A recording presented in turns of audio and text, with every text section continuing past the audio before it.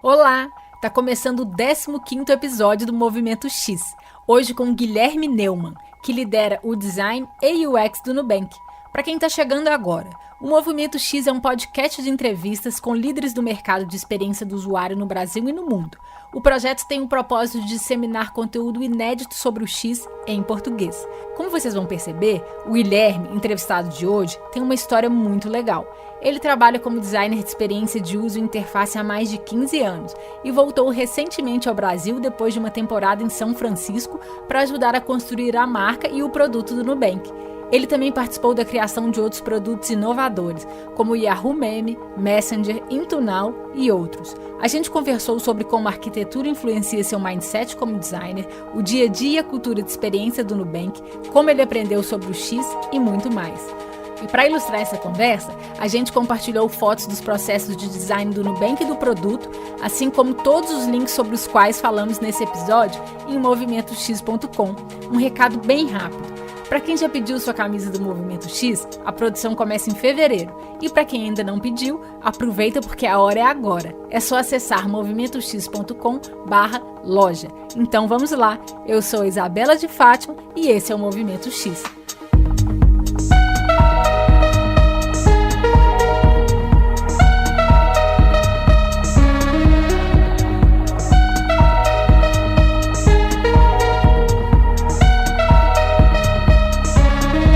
Guilherme, muito obrigada pelo seu tempo e pela presença aqui no Movimento X. É um prazer participar desse projeto tão legal, tão inovador dentro desse universo de design e UX no Brasil. E estar ao lado de tanta gente legal, compartilhando experiências e projetos, é um prazer. Uma honra falar com você, Guilherme. Então vamos lá. Eu sei que dentre os vários lugares legais que você já trabalhou, estão a Globo.com e o Yahoo. Queria que você me contasse, para começar, sobre como foram essas suas experiências. Me conta primeiro sobre a Globo.com.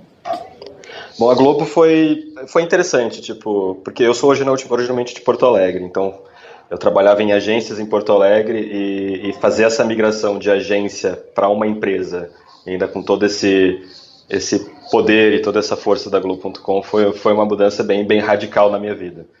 E, de um modo geral, a experiência na Globo foi bem legal porque funcionou quase como uma escola de design mesmo. Uhum. Então, os profissionais eram todos muito bons, os projetos eram incríveis. Eu cheguei lá num momento muito interessante que estavam começando a repensar, todos os portais. Teve o surgimento do G1, o surgimento do Globo Esporte, estavam revendo todo o padrão visual e toda a linguagem dos portais, que, curiosamente, ainda hoje persiste, obviamente evoluiu essa linguagem, mas ela originou desse momento, isso foi em 2004, e foi um momento incrível, assim, acho que da minha carreira foi bem marcante esses quase 6 anos que eu fiquei por lá. E como você disse, a Globo.com, ela formou muito dos profissionais de UX do nosso mercado, né? Exato, acho que esse fato até que eu falei que é muito uma escola, dá pra citar inúmeros nomes, sei lá, o Felipe Memória, o Vitor Lourenço, o Tadeu Morgado, todo mundo que acabou indo ou construindo produtos incríveis, ou indo para empresas incríveis e criando uma história muito legal dentro de design e UX. E, enfim, acho que a influência que esse momento da Globo de 2004, enfim, de 2004 a 2008, por ali, que teve nos portais e mesmo em como se via design, eu acho, no Brasil, foi muito interessante, sabe? Todo esse pensamento mais concreto em relação ao design, porque a gente vinha de uma fase muito de descoberta do que era design digital, o que era uma experiência digital. A gente passou por aquele momento do Flash, David Carson, tudo meio sujo, tinha o Too Advanced, então, acho que foi um amadurecimento, a gente pegou um momento de amadurecimento muito bacana nessa fase da Globo.com. Então, foi muito bom estar lá exatamente nesse shift, nessa mudança, e foi bem bacana, assim, conseguir, ter porque a Globo, ela investe muito nos profissionais, então deu para, enfim, fazer cursos com IDEO, Adaptive Path, mesmo cursos com o Norman Nielsen, Usability Week. Então, é muito legal esse investimento que eles fazem nos profissionais e o retorno é muito claro, sabe? Mesmo quando tu usa qualquer produto da Globo.com ou quando tu vê algum case, dá para ver que esse retorno é muito visível. Então, é bem bacana a estrutura. Que experiência ótima. E no Yahoo, como é que foi? O Yahoo foi uma mudança, foi uma experiência diferente, apesar de serem duas empresas bem, tipo, grandes, né? Tipo, o Yahoo é enorme, Globo.com também, com toda a TV Globo por trás. Mas acho que a principal diferença, quando eu saí da Globo pro Yahoo, eu fiquei 1 ano e meio no Yahoo Brasil. E foi uma experiência completamente diferente, porque enquanto na Globo, tipo, era um time de design grande, a gente tinha muitos projetos, então tinha uma rotatividade grande. Logo que eu cheguei na Globo ainda tinha aquela estrutura bem separada de arquiteto da informação, visual designer, então era bem marcante essa estrutura. No Yahoo eu acabei indo para um time de inovação, que era o primeiro time de inovação fora da Califórnia, da sede em Sunnyvale.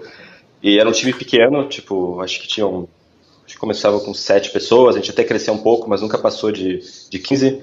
E a gente lançou o Yahoo Meme, que até acho que ele acabou gerando um buzz aqui no Brasil.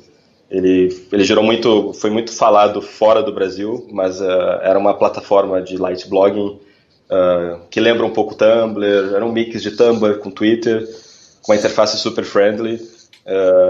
Estava surgindo ainda todo esse interesse pelo iPhone, pela experiências iPad, a gente acabou lançando web, iPhone, iPad.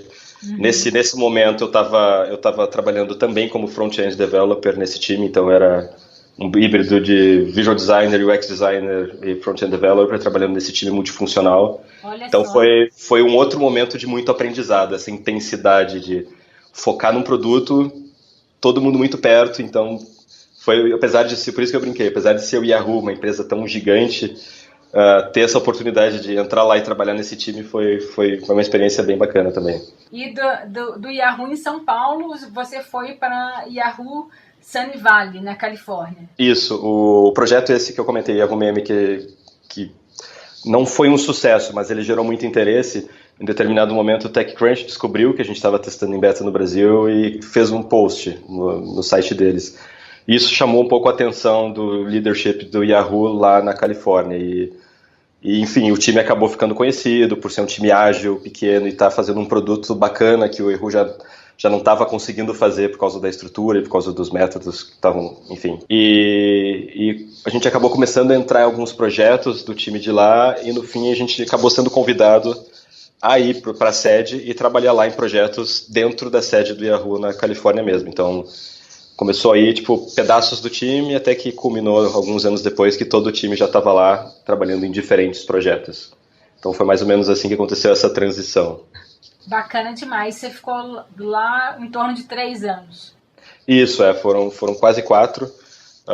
Foi uma experiência legal, assim, tipo, chegar lá foi meio choque, porque a gente estava com um time no Brasil muito, muito pequeno, quase uma startup, e de repente eu caio lá, tipo, o time se desmanchou, cada um foi trabalhar em um projeto, eu acabei caindo numa estrutura gigante de design, bem burocrática, então foi um choque bem radical, assim, tipo, apesar de cair no Silicon Valley, numa estrutura muito, muito burocrática, os designers no edifício, engenheiros em outro, então foi meio que um choque de realidade, assim, tipo. Mas acabou, tipo, rolaram algumas escolhas lá dentro, eu acabei indo trabalhar em um projeto que era o Into Now, que o Yahoo tinha acabado de comprar, que era uma ferramenta parecida com o Shazam, só que para TV, era um produto muito bacana, e eles trabalhavam igual o nosso time no Brasil, eles tinham acabado de ser comprado, então eles eram pequenos, num canto, e foi uma fase também legal, assim, comecei a trabalhar nesse projeto, e então a Marissa Mayer assumiu o Yahoo. E esse time, o founder dessa empresa aí, que era o chefe do time, ele foi convocado pela Marissa a virar o SVP de mobile. Então, automaticamente, esse nosso time pequeno acabou sendo o embrião para o time novo mobile da Marissa. Então, foi uma coisa legal, assim, tipo, a gente acabou... era eu e mais 2 designers nesse time, a gente acabou montando o time de design de mobile, recrutando internamente e externamente, avaliando startups que a Marissa no futuro vinha comprar, então foi uma fase legal construir esse time que, sei lá, em 1 ano e meio já tinha 600 pessoas nesse time mobile, que começou com essa startupzinha, entre aspas, que eles tinham acabado de comprar e eu fui fazer parte. Uou, nossa, só de ouvir já traz alegria, assim, e trabalhar com ela deve ser muito interessante. Não, tipo, foi um aprendizado, porque foi uma fase bem intensa do Yahoo, assim, Porque tinha que, o Yahoo, tava naquela fase, ou vai ou racha, né? Então tinha que rolar uma mudança de mentalidade, de cultura, de processos. Então foi legal trazer esse choque, essa renovação para a empresa, sabe? Então, o fato de comprar umas startups que estavam meio que super em alta no momento e um gás novo, pessoas com mais energia, acho que tipo mudou bastante esse clima e ter reviews com ela, tipo a gente começou a criar novos produtos lá dentro e com reviews semanais com ela, então foi interessante aprender a lidar com ela, tipo controlar o tempo com ela, porque imagina assumir uma empresa em crise com 15 mil funcionários e tu ter a oportunidade de semanalmente ter que apresentar o teu projeto para CEO é um desafio, sabe? De controlar a atenção, de expor essa ideia, se preparar muito bem, entender como é que essa pessoa funciona, né? Tipo, então foi uma experiência bacana, acho que um amadurecimento legal, assim. Nossa, sensacional. E eu imagino que lá essa sua experiência com o mobile deve ter sido muito importante porque você está vivendo hoje. Mas antes da gente conversar sobre o seu trabalho hoje, eu queria que a gente falasse um pouco da sua história com experiência do usuário. Como é que você começou a trabalhar com experiência do usuário ou quando que experiência do usuário começou a fazer parte da sua rotina de trabalho? Bom, tipo, como acho que voltando bem antes, acho que como qualquer designer, eu sempre gostei de desenhar. Quando eu era pequeno, na escola eu desenhava colegas, fazia jornalzinho do Grêmio Estudantil, etc.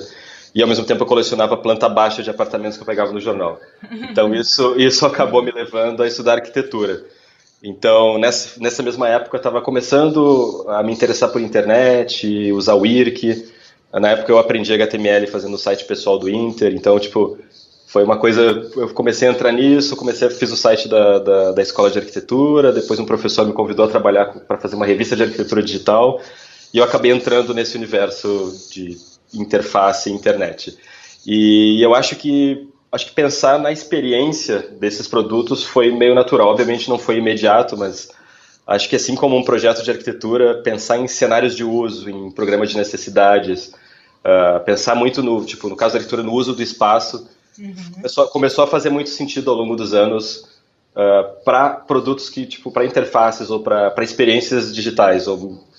E começou a ficar meio claro que isso tinha que ser uma preocupação. Obviamente, eu passei por uma fase bem artística, eu acho que na época do Flash, todo mundo passou por isso, de fazer uma coisa explosiva, impacto visual, mas acho que, voltando até a falar da Globo, acho que essa minha mudança para a Globo foi, acho que, essencial para eu começar a ver que não era só isso, sabe? Que dava para enxergar design de uma maneira muito parecida com como eu via arquitetura. Então, eu lembro que até passei por uma crise, porque na Globo eu trabalhava muito mais como visual, até, enfim, no início, e rolava uma crise de, mas talvez eu queira ser arquiteto da informação, mas eu não quero perder o resto da experiência, sabe? Eu quero estar olhando tudo, não quero essa divisão, sabe? Então rolavam umas crises e acho que a Globo foi o grande momento que fez, assim, acho que a minha percepção de como pensar design foi muito clara, assim. E como é que você aprendeu sobre a experiência do usuário? Olha, pergunta tricky. Não sei, é difícil. Acho que é muito prática. É muito prática, muito estudo. Acho que muita troca com outras pessoas, sabe? Acho que eu sempre fui muito curioso. Eu sempre quis entender muito como as coisas funcionavam. E eu acho que esse momento da Globo, onde eu me vi numa linha fazendo visual e vendo que isso não representava muito a experiência, fez, eu acho que eu enxergar, e começar a entrar mais nesse mundo e querer participar. E eu lembro que pro Globo Esporte a gente acabou viajando o Brasil fazendo entrevistas, sabe? Então eu comecei a entrar nesse universo e foi meio que foi começando a fazer parte do que eu acreditava enquanto produção de algum produto digital ou de alguma interface. Então eu não sei te dizer o momento exato que isso acabou virando, que eu vi o valor disso, mas acho que foi meio natural, acho que fez parte desse amadurecimento e crescimento profissional. Interessante, então foi um mindset mesmo que você foi construindo e daí mão na massa, né? Aprender fazendo mesmo, né? Exato, tipo, ou repetindo, ou perguntando. Eu acho que na Globo a gente fazia muito teste, muita entrevista. Então acho que foi essencial, tipo, para eu me interessar e começar a participar de diferentes métodos de como aplicar user tests ou algumas diferentes metodologias, e me fez interessar e ir atrás desses assuntos. E, que nem eu tinha falado, ir para o Usability Week, que seriam conferências que eu não pensaria nisso alguns anos antes. Então, acho que foi um momento muito de abrir a mente e entrar mais nesse mundo, sabe? De mergulhar de vez. Interessante. Vamos falar sobre o seu trabalho hoje, liderando o design e UX no Nubank. Mas antes, conta um pouco sobre a empresa e o propósito dela. Bom, o Nubank é um case muito interessante. Assim. Quando eu aceitei voltar para o Brasil, todo mundo achou meio louco, assim, como assim vai deixar o Vale, sabe? Não faz sentido. Mas quando eu conversei tipo, com a Sequoia e com os founders do Nubank, eu vi que tipo, a proposta era diferente. Não era simplesmente uma empresa que estava para brincadeira. Então, tipo, voltar e ir para uma casa pequena aqui em São Paulo e poucos funcionários foi interessante essa experiência e essa mudança e esse choque de realidade. Mas eu acho que a visão, tipo, porque muito do que me convenceu a voltar foi toda essa preocupação com a experiência do produto como um todo, sabe? Tipo, no site do Nubank, desde o início, design é um pilar, e não é à toa, sabe? A proposta foi sempre oferecer o melhor serviço possível em um cartão de crédito. Então, não seria uma responsabilidade única de um designer de UX, mas a empresa toda estava pensando nisso, tipo, e esse é um desafio atual de manter essa cultura e fazer com que isso não se restrinja a um time, mas que a empresa toda, tipo, represente a experiência perfeita que a gente quer criar. E qual que é seu papel no Nubank? Bom, hoje a gente tem um time de 8 designers, é um time bem pequeno para o que a gente produz. Eu me considero mais um facilitador do dia a dia, tipo, para que o time seja muito eficiente, removendo barreiras, deixar o processo mais fluido e trabalhar em projetos também. Tipo, então o time ele é todo muito dedicado. Eu gosto de dizer que se um dos designers, se um designer fica sozinho na empresa, ele vai conseguir resolver tudo relacionado à experiência e design.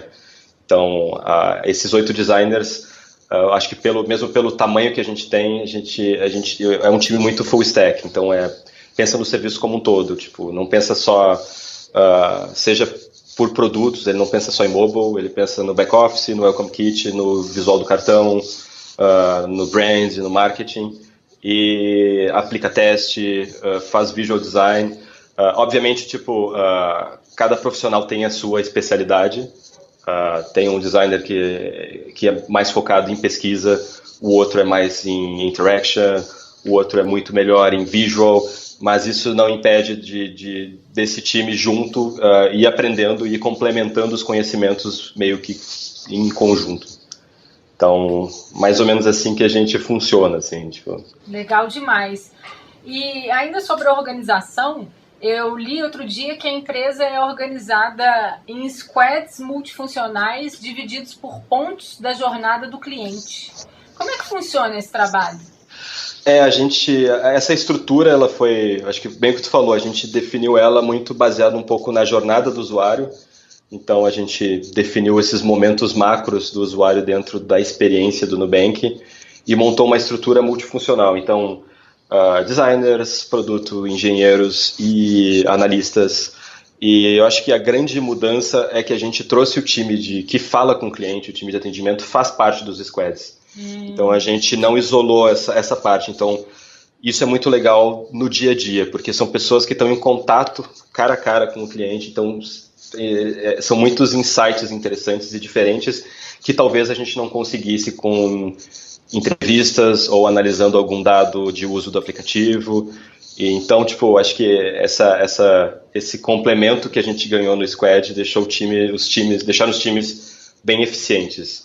E os designers dentro dessa estrutura, eles acabam rotacionando dentro desses squads. Para tipo, ter o conhecimento completo da experiência. Então, no momento que tu consegue circular por todos esses squads e sentir como essa experiência é feita e como as pessoas reagem a ela, tu começa a ter um conhecimento de toda a experiência que o Nubank oferece. Então é essencial essa rotatividade. Nós estamos falando de em torno de quantos squads? Tem ideia?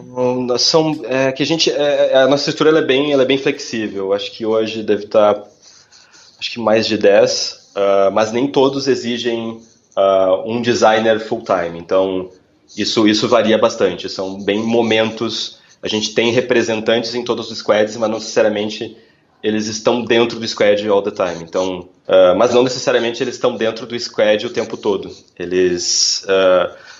É muito pela demanda. Tipo, hoje a gente tem, por exemplo, um squad que exige 2 designers. Então, eles estão lá full time, mas isso não significa que daqui a alguns meses, quando esse projeto se concretizar, esses designers vão continuar lá. Então, essa flexibilidade ela é constante.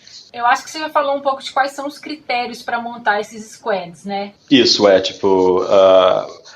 é definido pela jornada e a gente tenta sempre ter esses especialistas de cada área dentro. Então, mesmo engenharia, um engenheiro mobile, engenheiro de back-end, enfim, é uma estrutura bem padrão, digamos assim, de squad, com um complemento desse layer de atendimento ao cliente, que até a gente chama aqui internamente de XPeer, que eles são... Que ótimo nome! E eles cuidam da experiência, então a gente faz questão de dizer isso, sabe?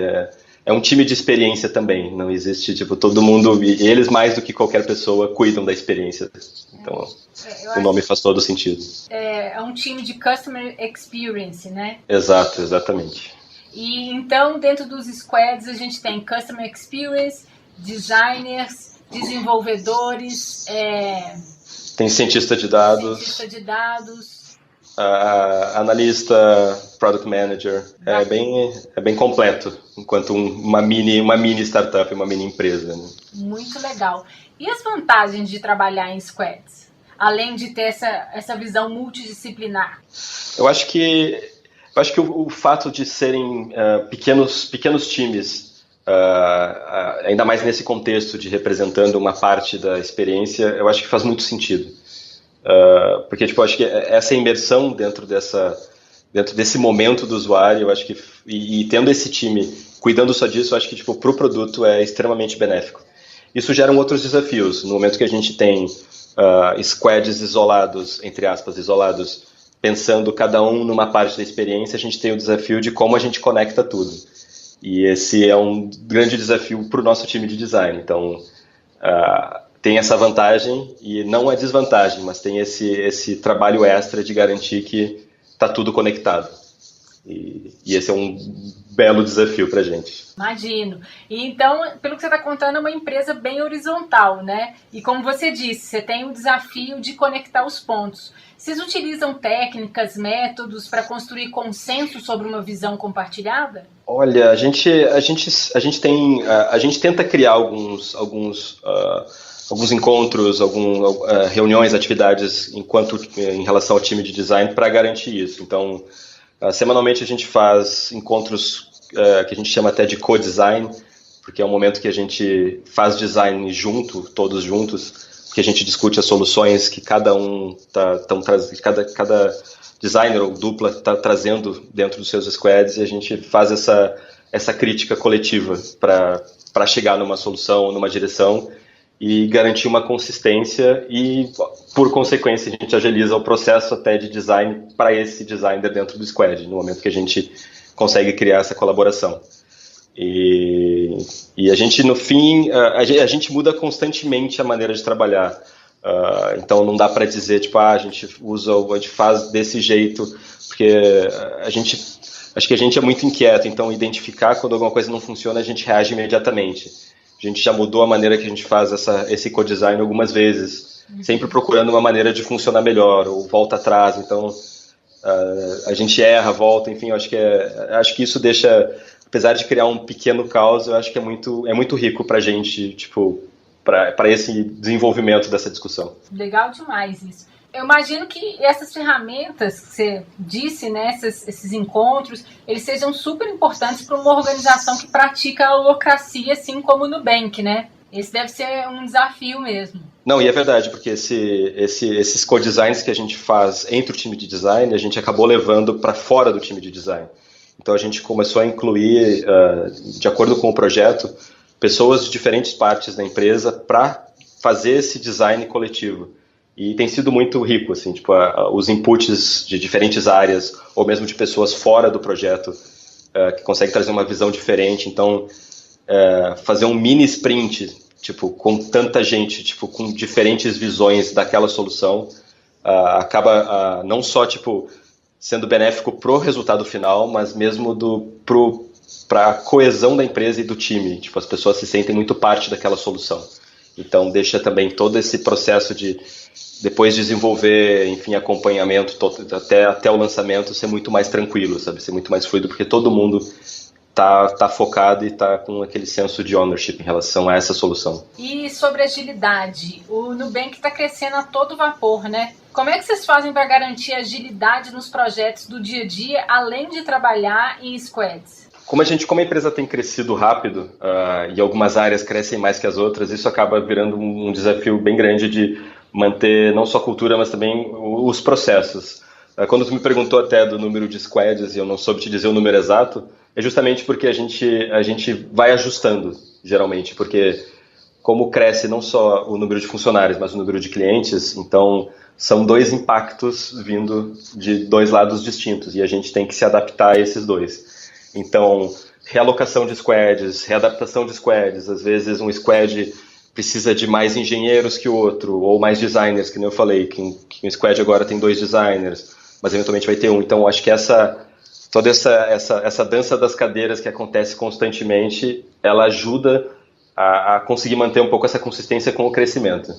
Então, acho que vai meio natural esse movimento, assim. A proposta da marca do Nubank é acabar com a complexidade e burocracia nas operações financeiras e também empoderar as pessoas, certo? Isso.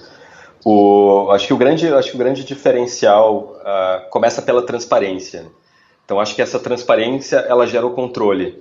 E essa transparência e controle, ela visa proteger as pessoas. Então, eu acho que é isso que diferencia muito o Nubank. Eu acho que, principalmente, quando a gente surgiu, esse choque foi um pouco maior. Porque a gente, de repente, estava lançando ferramentas tão fáceis de usar e entender e encontrar, e principalmente se adaptar, que antes não era possível em outra ferramenta de serviço financeiro. Era tão simples e óbvio, coisas como bloquear o cartão, alterar o pedido limite e ter uma experiência real-time, que para as pessoas foi meio... Por que eu não tinha isso antes? Né?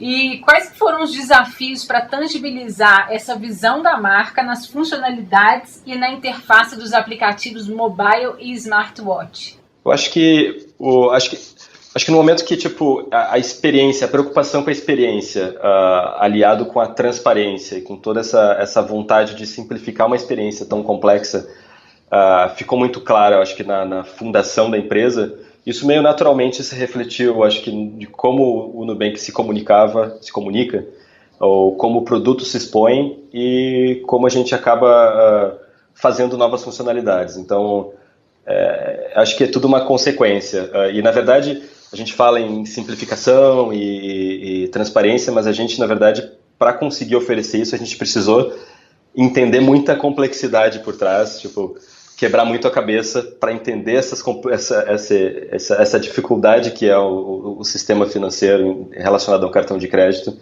para conseguir fazer esse filtro e esse layer de simplicidade em produtos como, enfim, o mobile, o smartwatch e mesmo o nosso web app.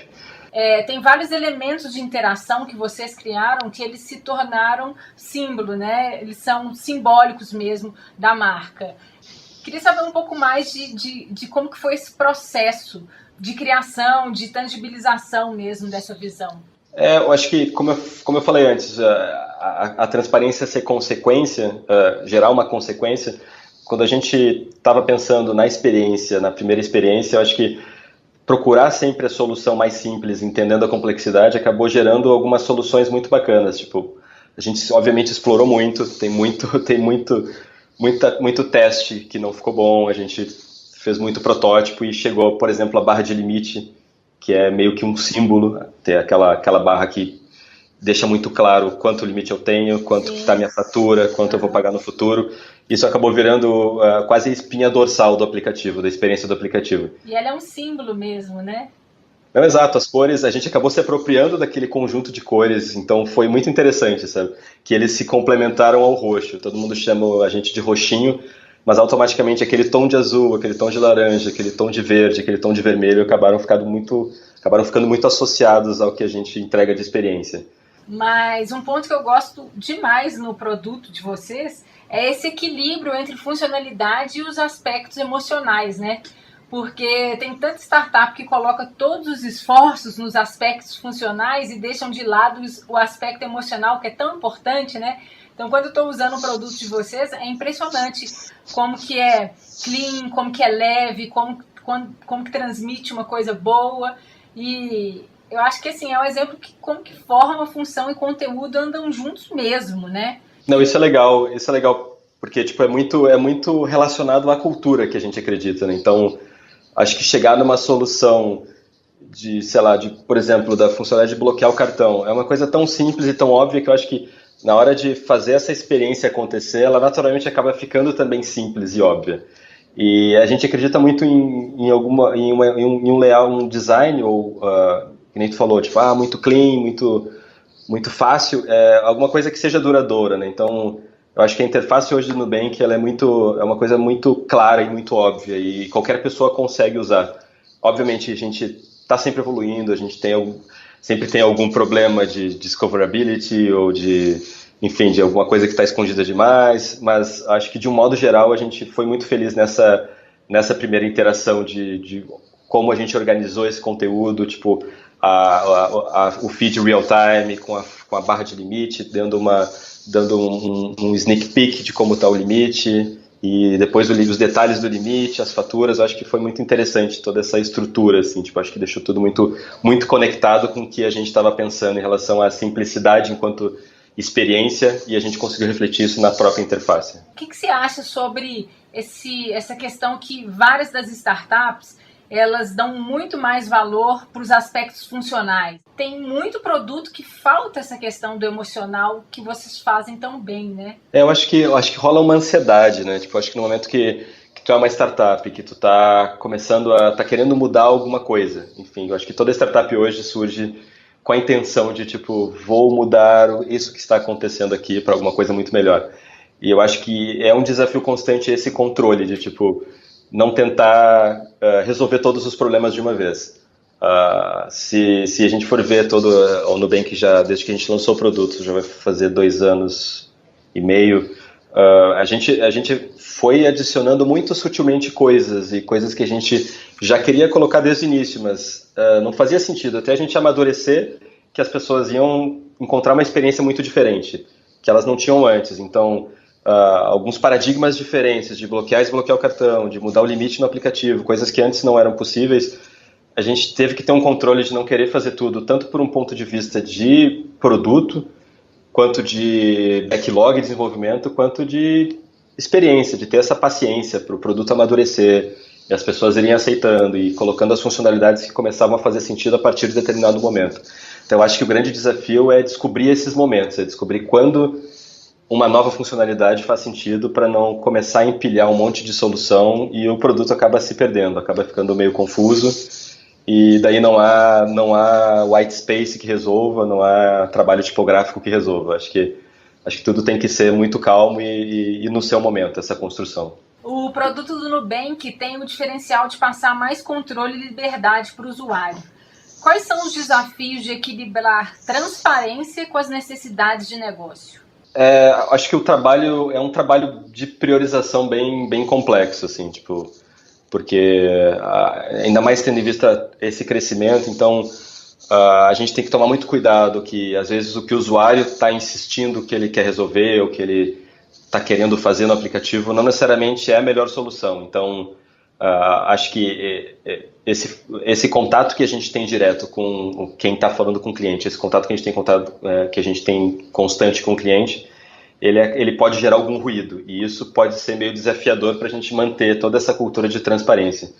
Então, a gente tenta fazer um trabalho bem criterioso de priorização para garantir tipo, que a gente continua evoluindo o produto para a direção que a gente quer, que a gente tipo, resolve os problemas que os clientes estão tendo, mas ao mesmo tempo a gente não quebre isso e comece a trazer tudo que esse cliente talvez esteja acostumado com uma experiência bancária que ele tinha ou tem em paralelo, e a gente acabe no fim quebrando essa visão que a gente acredita por uma pressão dos nossos usuários. Então a gente tenta entender de verdade qual é essa real necessidade, e dentro de um framework de priorização a gente decide, tipo, faz sentido, não faz, e quando que a gente vai fazer. Então, é um trabalho complexo que envolve, enfim, praticamente dentro de um squad, é o squad inteiro. Então, essa decisão, ela não é fácil.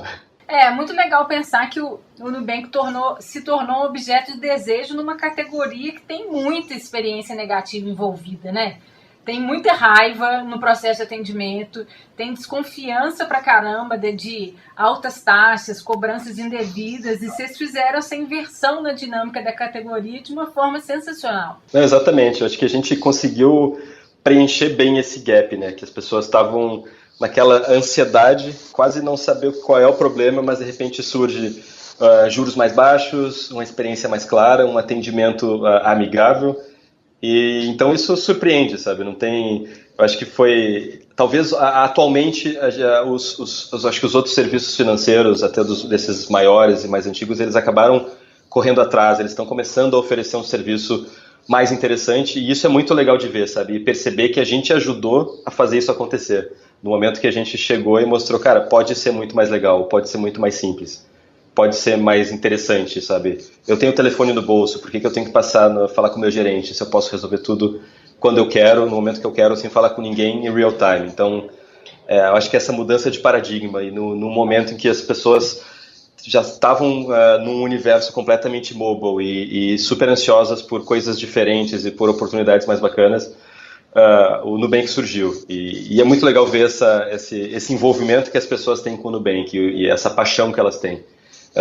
Mesmo chamar de roxinho foram os clientes que começaram. Então, é mesmo? Nossa, que quando o cliente traz já um apelido para uma marca, é uma evidência de brand lover mesmo, né? Não, exatamente. Isso é engraçado que às vezes a gente fica tão imerso enfim, a gente está aqui tão imerso desenvolvendo e pensando que certas coisas nos surpreendem, a gente se dá conta de que o impacto que a gente está tendo fora é muito legal, sabe? Então, ver surgir esse tipo de apelido, ou um cliente simplesmente mandando uma mensagem dizendo adoro você, sabe? Umas coisas meio nonsense, se tu vai pensar que é só um cartão de crédito. E isso pra gente gerou vários problemas de entregar o cartão e o cliente ficar super feliz e querer tirar foto com o cartão, mas ele vai lá e expõe o número do cartão, daí a gente tem que ligar. E foi legal porque também foi um desafio gigante de design, porque a gente nunca pensou que isso fosse ser um problema. Então, quando esse problema surgiu, a gente precisa resolver isso, sabe? Então a gente quebrou a cabeça, como a gente resolve? E foi começando a modificar o kit de Welcome Kit que vai o cartão. E foi pensando em maneiras de solucionar esse problema, e hoje a gente quase deixou a zero, porque as pessoas preferem tirar foto do kit do que do cartão. Então, a gente conseguiu dar uma contornada no problema, pensando em soluções que não interferissem na experiência dele chegar, receber o cartão, sem ser um aviso gigante, não compartilhe.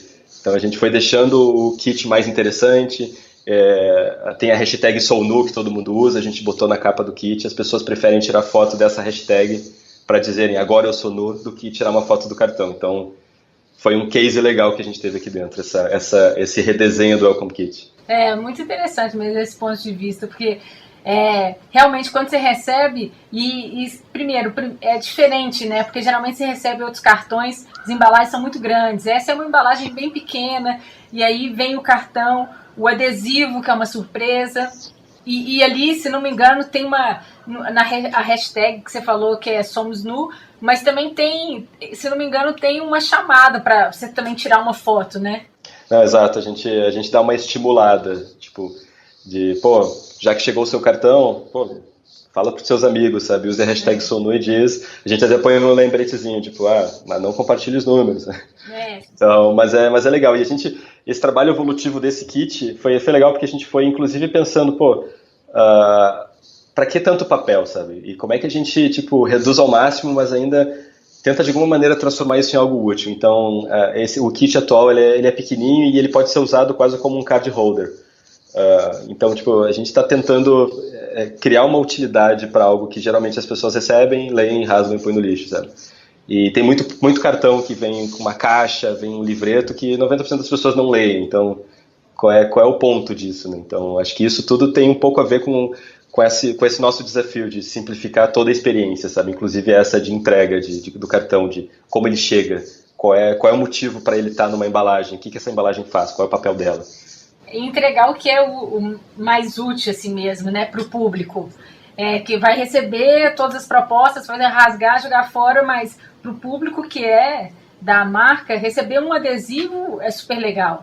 Não, exato, e clientes pedem adesivo o tempo todo, em redes sociais, tipo, eu quero adesivo, meu adesivo gastou, sabe? É engraçado ver, assim, as pessoas, elas ficam com vontade de ter coisas do Nubank. Se a gente mostra no Instagram uma foto de algum funcionário com a camiseta do Nubank, nossa, chove pedidos, também quero uma camiseta. Então é engraçado ver todo esse envolvimento com a marca, sabe? Eu acho que isso não tem preço, sabe? Eu acho que muito do nosso crescimento e do reconhecimento que a gente tem vem dessa relação com as pessoas, sabe? A gente criou um vínculo muito, muito bom, sabe? Das pessoas amarem a gente. Então isso é muito interessante, que nem tu disse no início. É quase impensável tu estar pensando num cartão de crédito, né? Então... Pois é, porque assim, é um cartão de crédito, mas também tem algumas pessoas que eu acho que passam no imaginário banco. Então, assim, todo mundo odeia banco, né? Então, é uma inversão no mindset que é fantástica. E falando um pouco mais desse envolvimento com os clientes e com os usuários, como é que vocês incluem os usuários no processo de design? Bom, enfim, como eu tinha dito antes, tem esse envolvimento com os clientes no dia a dia, né, com os ex-peers. Tem essa análise, enfim, de uso, os dados que a gente tem em relação ao produto, mas a gente tenta manter um fluxo constante de pessoas vindo no escritório para a gente testar interfaces, fluxos, fazer só uma entrevista. Então, a gente tenta montar esse fluxo independente do que a gente quer testar. Então, a gente sempre testa alguma coisa. Então, a ideia é a gente manter constantemente essa frequência para a gente estar, acho que, o tempo todo em contato, sabe? Às vezes a gente tem tanto projeto que tem que segurar para a próxima semana, mas às vezes a gente testa coisas que a gente já testou para validar e às vezes surgem insights novos com isso. E a gente faz muito teste interno, porque a gente também, querendo ou não, a gente tem muito usuário interno, então quando a gente precisa de um feedback imediato ou quer validar alguma coisa bem rápido, a gente usa muito pessoas aqui dentro com protótipos de baixa e alta fidelidade, então depende muito do momento que está esse projeto. E recentemente a gente começou a fazer alguns field research, então entrevistas em alguns pontos ou observação, com ou sem protótipo, dizendo que é do Nubank ou não, enfim. A gente tem tentado estar mais presente assim, no dia a dia, entender como as pessoas estão se comportando no uso de cartão e do nosso cartão. E esses clientes que você disse que eles costumam ir aí para vocês fazerem esses testes, a gente está falando então dessa base de beta testers que vocês têm dos aplicativos? Não, nesse caso nesses que vêm aqui no Nubank, geralmente ou a gente recruta não clientes ou a gente chama clientes, de acordo com, a gente tenta fazer um equilíbrio. A gente tem sim esses grupos de beta testers para iOS e Android, que a gente reuniu já faz um tempo, de pessoas que estavam interessadas, queriam contribuir, então a gente criou essa comunidade muito bacana e a gente tem uma ferramenta onde a gente conversa com eles, enfim, sugere coisas, que nem agora a gente está testando o programa de pontos, a gente abriu para eles estão dando opiniões, a gente está testando várias coisas, então é um universo bem específico de teste, sabe? Então acho que é legal ter essas opções para entender comportamento, sabe? Seja usando dados mais frios que a gente tem do uso do aplicativo e dos produtos, ou pessoas que vêm aqui, ou observação na rua, ou esses beta testers que estão muito engajados e interessados em contribuir.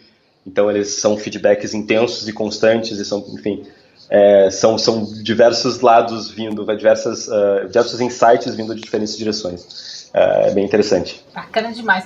E como é que esses insights da interação com os usuários viram novas funcionalidades e melhorias de produto? Eu acho que quando é um projeto que tá em andamento naquele momento, acho que o feedback é quase imediato, enfim, a reação é quase imediata. Então a gente sempre gosta de fazer com que todo o squad, ou pelo menos as pessoas do squad que estão mais envolvidas naquela funcionalidade ou naquela modificação, naquele redesenho, acompanhem os testes. Então é meio que em real time, acompanhando aquela entrevista por streaming, já criam soluções imediatas e action items. Então é legal ver isso acontecer, sabe? Bem em real time mesmo, tipo, dá algum problema, a gente discute, ou ele se repete com outra pessoa, a gente vê que realmente é um problema, sabe? Então rola uma avaliação daquele problema e nesse caso é imediato. Quando é um problema, enfim, a gente está falando de alguma funcionalidade que já existe há muito tempo e a gente percebe que tem um problema, aí ela acaba mais envolvida no processo de priorização que eu comentei antes e a gente vê, enfim, a relevância desse problema ou investiga mais se esse problema realmente existe, enfim, daí rola, acho que um processo de entendimento melhor daquela situação para aí sim entrar numa priorização do próprio squad, se vai ser solucionado ou se é algo que não é bem um problema e tem outras maneiras de resolver, enfim, acho que daí é nesse fluxo que acontece. E você poderia contar um pouco mais dessas variáveis ou critérios que vocês consideram para tomar a decisão de que um pedido de uma melhoria vai ser implementado, né, vai se tornar uma solução, ou que vocês vão deixar essa ideia de lado? Eu acho que depende muito. Se, por exemplo, se vem um pedido de um atendimento, enfim, a gente vê que talvez faça sentido, acho que é meio natural a gente investigar, enfim, colher mais dados, ver na ferramenta de analytics se realmente aquele problema, por exemplo, se for relacionado à experiência mobile, ele realmente tá acontecendo com muitas pessoas. Enfim, acho que a gente se aprofunda um pouco nisso, vê se tem mais pessoas falando disso mesmo em relação ao atendimento. Então acho que é um trabalho bem investigativo para validar primeiro se esse problema realmente está impactando de alguma maneira a experiência. E aí sim, pensar em o que ele realmente representa pro squad, para aquela definição daquela funcionalidade ou produto dentro do squad. E, enfim, daí essa decisão vem de acordo com o que já deve estar no backlog ou não, se existe algum outro projeto que vai impactar nesse problema em outro squad. Enfim, acho que é esse trabalho investigativo para entender se o problema ele realmente é tão grande quanto parece. Ele envolve toda essa conexão, toda essa rede de entender o que está acontecendo de verdade por outros canais e se já tem alguém ou algum outro squad que talvez esteja já vendo esse problema. Enfim, acho que é um trabalho de comunicação e investigação. Eu fiquei um pouco em dúvida porque você disse que quando essa interação, que os insights da interação com os usuários, eles viram novas funcionalidades e melhorias de produto de forma bem real time, né? Que o time está ali observando como é que está os testes de usabilidade, a experiência dos usuários com o produto, e você disse que eles vai virando mais de uma forma mais natural. Isso, mas eu falei que era em relação a projetos que estão sendo construídos naquele momento. Então, geralmente a pessoa está testando algum protótipo em baixa fidelidade, e então esse feedback imediato, ele automaticamente já se reflete num próximo protótipo. Então, é nesse ponto que eu digo no lance real time.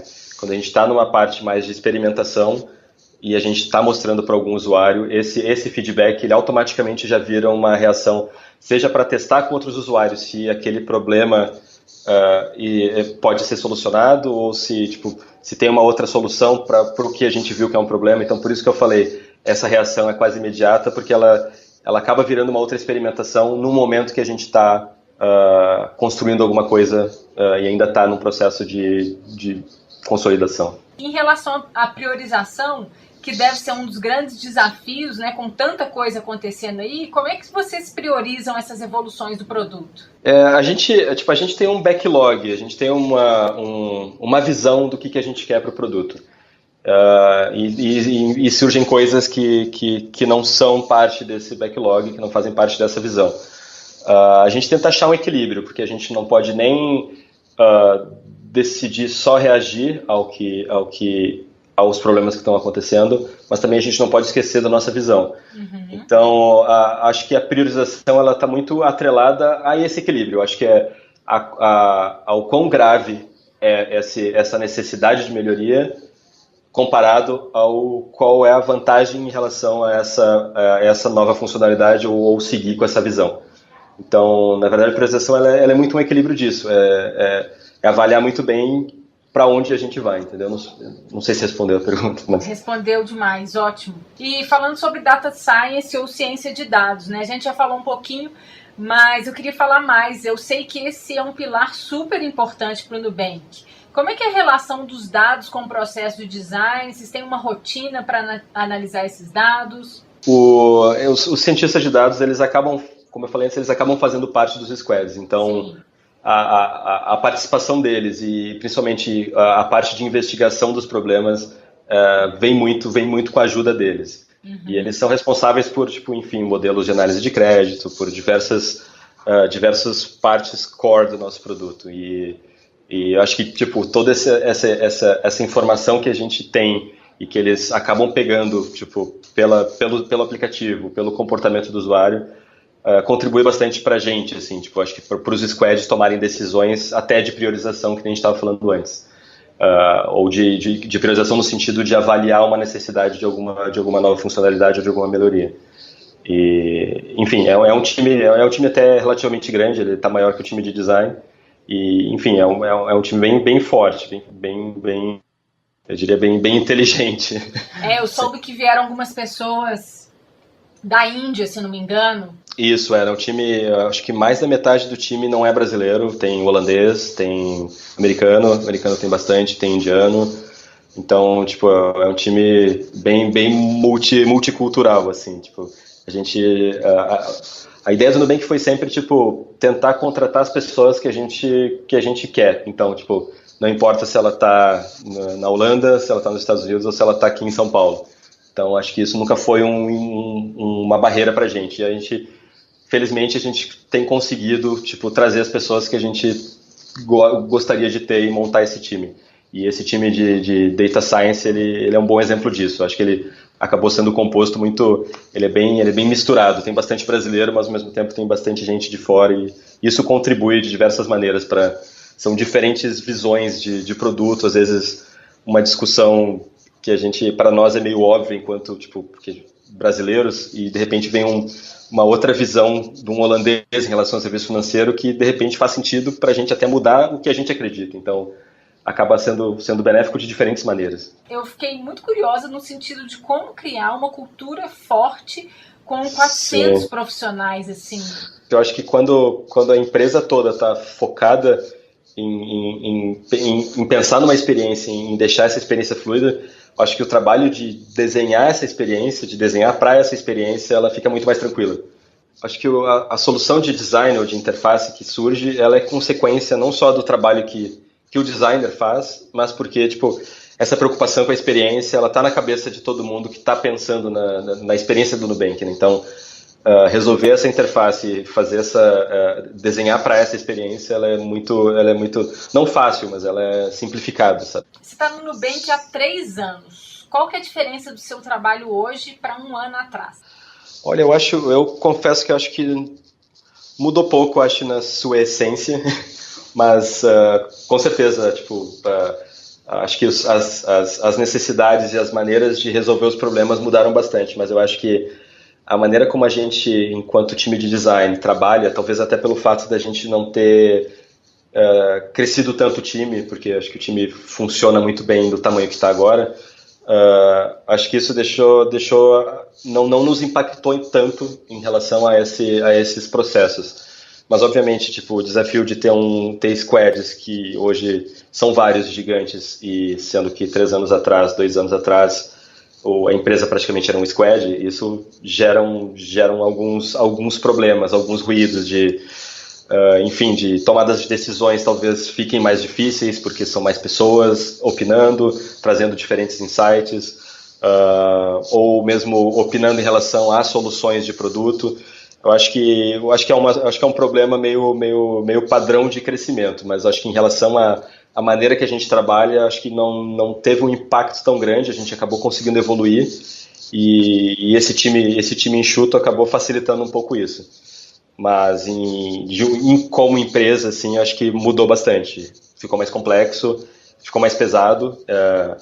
A gente tem um desafio gigante de querer ser uma startup, mas já está caminhando para ser uma empresa que talvez não seja mais uma startup. Como manter essa cultura, como manter esses processos. Então, eu acho que cada vez mais esse desafio de manter processos e cultura vai ser cada vez maior, com o crescimento de clientes funcionários. Vocês tiveram inúmeros acertos em todo o processo de construção da empresa, da marca.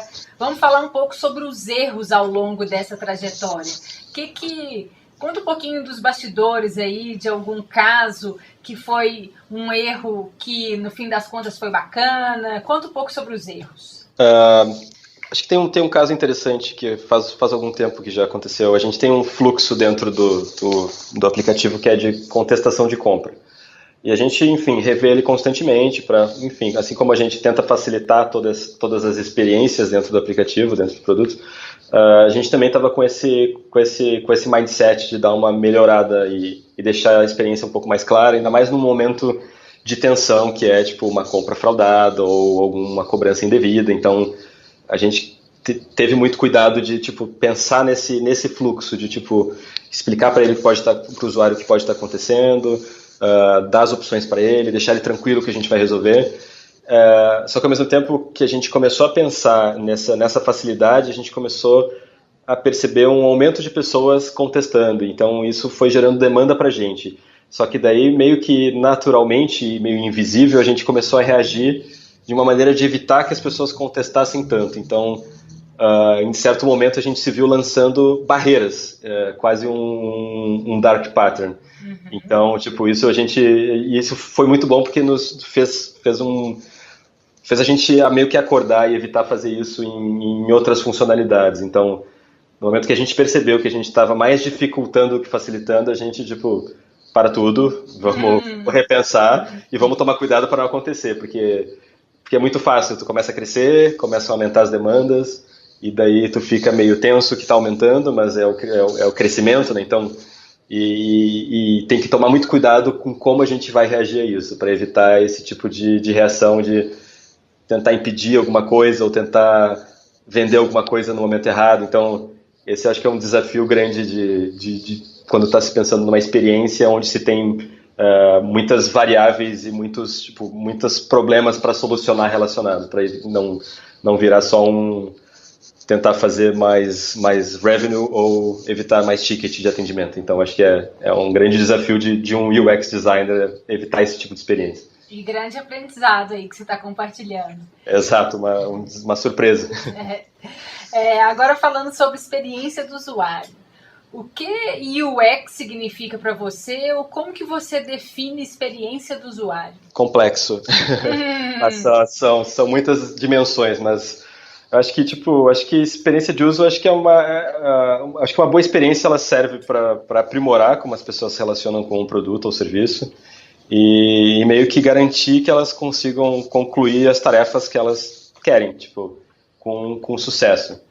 E isso, acho que, enfim, criando uma interação fácil, intuitiva e que, enfim, retorne algum tipo de valor para essa pessoa. Acho que atingir o objetivo é um valor, sabe, uma satisfação e conseguir criar algum tipo de relacionamento. Eu acho que é criar uma experiência que atrai as pessoas. Acho que é um pouco isso. Na sua opinião, quais são as habilidades ou mindsets mais importantes para serem desenvolvidas por um UX? Eu acho que é um pouco do que eu falei de como eu fui descobrindo. Eu acho que essa curiosidade, essa abertura para querer sempre manter um aprendizado, sabe, e desconstruir as coisas e construir de novo e aprender. Eu acho que é a base para conseguir pensar em qualquer experiência. Eu acho que Mesmo para quem está começando, acho que tipo investigar mais e tipo e não desistir de pesquisar e de aprender, mesmo que pareça uma coisa tão complexa ou muito teórica. Eu acho que no fundo é muito simples quando tu tem um pouco de domínio do que é experiência de usuário. E enfim, eu acho que é por aí, não sei. Foi difícil essa resposta. Mas é muito bom a gente ouvir essas respostas que vêm na hora, assim, da cabeça das pessoas, que são bem naturais mesmo. É o desafio. Muito bom. E como é que você faz para se manter atualizado, Guilherme? Você tem alguma rotina, método, usa algum aplicativo? Olha, eu gosto de, tipo, eu leio bastante, tipo, eu sigo bastante, tipo, designers que eu gosto, enfim, revistas de design que eu gosto, ou de tecnologia. E eu tenho um pouco esse hábito de pela manhã, eu adiciono tudo no meu Flipboard e dou aquela investigada e vou mandando pro meu e-mail. E daí eu chego aqui, dou mais uma lida pros links que eu mandei, enfim, eu tenho meio que um fluxo padrão. Eu gosto de acompanhar notícias de tecnologia, design, arquitetura, que eu ainda gosto muito. Eu gosto enfim, eu gosto de seguir algumas personalidades, porque eu gostava muito do Dig, e o Daniel Burka, que era o designer do Dig, ele está no Google hoje, então eu gosto de seguir ele no Twitter, porque de vez em quando manda algum link bacana, algum artigo legal. Tem, acho que o Mike Rundle, que é um designer, que é meio developer, que eu acho bem bacana também. Enfim, tem algumas personalidades que, tipo, é como se eu sigo bastante coisa, eu adiciono bastante coisa, mas algumas pessoas, alguns sites geralmente chamam mais atenção. Mas eu tento não ficar lendo muito sobre tecnologia. Eu acho que até esse tempo que eu fiquei no Silicon Valley foi um pouco desse aprendizado, porque lá se respira muito tecnologia e se fala muito o tempo todo, sabe? E às vezes chega a saturar. E eu acho que, tipo, quando eu voltei, eu me senti quase livre de me obrigar a ter que ler só sobre tecnologia. Então, foi legal, assim, voltar para cá e conseguir, tipo, ler mais sobre arquitetura, ler mais sobre música, coisas que eu gosto. E eu acho que tudo acaba contribuindo, sabe, para criar esse repertório. Curso de marcenaria, eu acho que construção de coisas, quando está pensando voltando de novo no lance da arquitetura, acho que está pensando em usos, em construção de coisas, o resultado daquilo que está construindo, acho que é um exercício legal para a mente, assim, de aprendizado, assim, de ficar exercitando, quase um hobby de testar e pensar coisas, enfim. E quais são as suas 3 principais fontes de informação? Olha, que nem eu falei, tipo, tem algumas pessoas que meio figurinhas carimbadas que eu sigo no Twitter e adiciono no meu Flipboard. Além do Daniel Burka e do Mike Rundle, tem, acho que o John Willey do Google, o Chris Sacca, que é um VC, que eu acho, as coisas que ele fala eu acho muito interessante, ele é bem irônico e crítico, tanto em relação à tecnologia, em relação ao que está acontecendo no Vale. E tem o Joe Ito, que é do MIT Media Lab, que eu assisti uma palestra dele e eu achei ele genial, então apesar dele raramente postar algum link e tal, eu fico sempre esperando ele postar alguma coisa ou falar alguma coisa que vá me inspirar ou vá me impressionar ou me chocar. Qual palestra, se lembra? Era no South by Southwest, ele fez um painel com o Tim Brown da IDEO. E você tem o hábito de ler livro? Olha, não é tão frequente, mas eu leio eventualmente, até... Agora eu estou lendo um livro sobre gambling em Las Vegas, e o nome é Addiction by Design, e é bem interessante, tipo, tô na metade, mas é bem legal, que é um pouco uma visão sobre a indústria de apostas, como as máquinas influenciam os comportamentos compulsivos e como eles tiram proveito dos human behaviors. É bem legal, assim, tipo, e como a tecnologia nova que está em Vegas está se aproveitando desses aprendizados ao longo desses anos de apostas e, enfim, desse comportamento viciante. Nossa, parece muito interessante. E teve algum livro de UX ou design centrado no usuário que você foi super importante para você, que você acha que pode ser legal? Olha, sempre que me perguntam isso, eu acabo sempre recomendando mesmo, que é o Sketching User Experiences do Bill Buxton. que eu acho que ele tem um apanhado legal, assim, eu acho que ele aborda vários assuntos relacionados a UX e design que, tipo, acho que é meio que bem base para tudo, assim, tipo, até eu dou aula numa escola de design e esse é um livro que eu recomendo todos os alunos a lerem, assim, tipo, acho muito legal, acho muito interessante, né? E ele é bem denso, então ele é quase um manual inicial, assim, para ter uma visão completa. Quais são os produtos e serviços digitais que te inspiram? Ou aqueles que você queria ter criado? Esse é fácil. O que eu gosto muito, tipo, o Airbnb para mim é um exemplo, é um case, e não é só porque foi fundado por designers, mas acho que tudo que eles vieram construindo e a maneira que eles vieram construindo é muito inspirador. Gosto muito do Medium, acho que talvez pelo fato de eu ter feito o meme, o Yahoo Meme aqui no Brasil há um tempo atrás, que tinha uma visão muito, a gente queria muito ter sido o que o Medium é hoje, então eu vejo o Medium muito como, eu admiro muito o que eles estão fazendo e a simplicidade com que eles construíram essa plataforma. E que foi acho que o primeiro grande produto digital que eu admirei, que era o Last.fm, que é um clássico. E o meu nossa, assim, é porque assim, eu amava o Last.fm, nossa. Não, meu sonho era trabalhar lá. O meu também, sempre foi. E assim, nossa, bate uma coisa assim mesmo no peito. Exatamente. Não, e eu não deixo de usar, sabe? É um produto que, nossa, acho que pra mim, porque eu ouço muita música, eu gosto muito de ir em show, então era um produto que, nossa, eu olhava assim, nossa, como é que eu não fiz isso, sabe? Como é que eu não faço parte disso? Eu procurei onde é que eu era a sede deles em Londres, tentei visitar, sabe? Foi meio obsessivo, assim, né? Mas é um produto que eu admiro ainda, apesar de não ser mais o que era antes, é um produto meio parado no tempo, mas ainda acho muito bacana. Para fechar, que dica que você deixa para quem quer ir além de publicidade e comunicação para criar produtos e serviços digitais que as pessoas amam? Eu acho que é um grande desafio, na verdade. Acho que porque se ter esse pensamento se já é um designer gráfico, acho que apesar de ter todo esse conhecimento de design, acho que fazer essa migração exige tipo um trabalho de se livrar de muitos preconceitos em relação a design e estar disposto a reaprender coisas. Então acho que esse é o maior desafio para quem quer tentar fazer uma mudança diária. Tá disposto a ouvir, a testar, aprender o tempo todo. Se quer trabalhar com produtos digitais, tipo aplicativos, explorar o máximo possível, instalar aplicativos o tempo todo, entender, desconstruir. Eu acho que ler bastante. Eu acho que acho que o principal é estar aberto. Eu acho que não achar que o conhecimento de design gráfico vai resolver o problema de uma interface ou de um produto interativo ou digital. Eu acho que o grande desafio é esse, estar disposto a trocar uma ideia e ir atrás. Eu acho que não dá para ficar achando que isso vai surgir. Eu acho que tem que ter muita vontade para fazer essa mudança. Certo, muito bom, Guilherme. Olha, eu já tomei mais de 1 hora do seu tempo. Eu adorei conversar com você, foi uma conversa incrível. Muito obrigada por fazer parte do Movimento X. Eu que agradeço, e eu tô torcendo para o Movimento X crescer ainda mais, vou acompanhar bastante, já estou esperando a próxima entrevista, não a minha, óbvio. Enfim, acho que preencheu um vazio que eu não tinha visto ainda, ser tão bem ocupado, assim, acho que criou uma plataforma muito única e de qualidade, E outra coisa que eu gostei é manter a trilha sonora, que todas as músicas que eu vi em todos os podcasts foram excelentes. Eu tô curioso para saber a minha.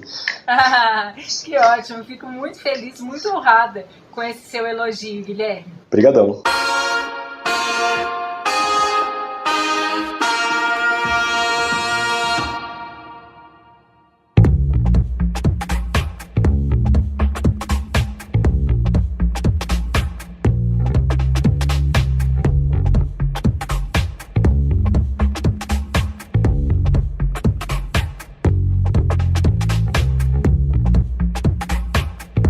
Chegamos ao fim deste que é o 15º episódio, hoje com o Guilherme Neumann, e eu espero que você tenha gostado. Se você tiver qualquer pergunta ou quiser me dar um feedback sobre esse episódio, é só me escrever no Twitter. Meu perfil é @Isabela de Fátima. Para ouvir outros episódios, acesse movimentox.com. No próximo episódio, o podcast completa seu primeiro ano de vida e para comemorar o convidado é pra lá de especial, mas é uma surpresa. Obrigada por acompanhar o Movimento X e até lá! They say we're in danger, but I disagree. If proven wrong, shame on me, but you have faith in me, so I won't shy away. Should it all fall down, your love been my favorite mistake. They say you are dangerous, but I don't care.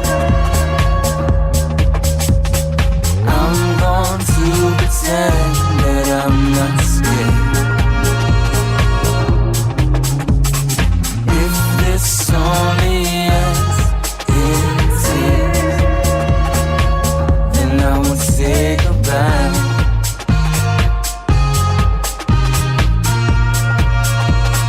'Cause I couldn't care less if they call us reckless until they are breathless.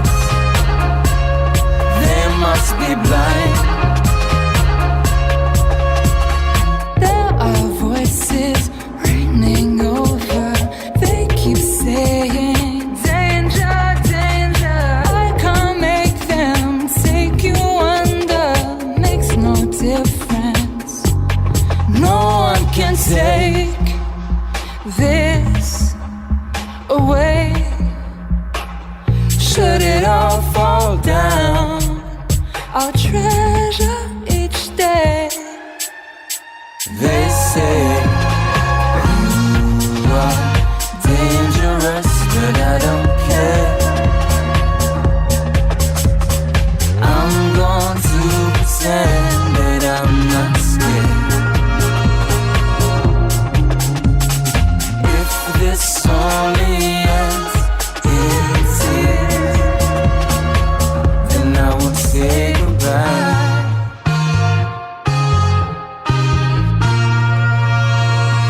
'Cause I couldn't.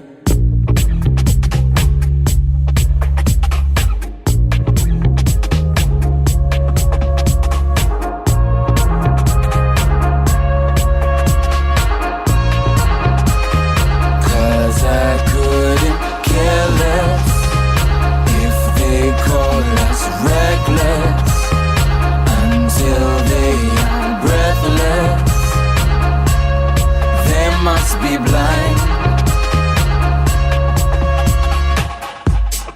Let them say there are warning signs. They must be blind. They must be blind. They say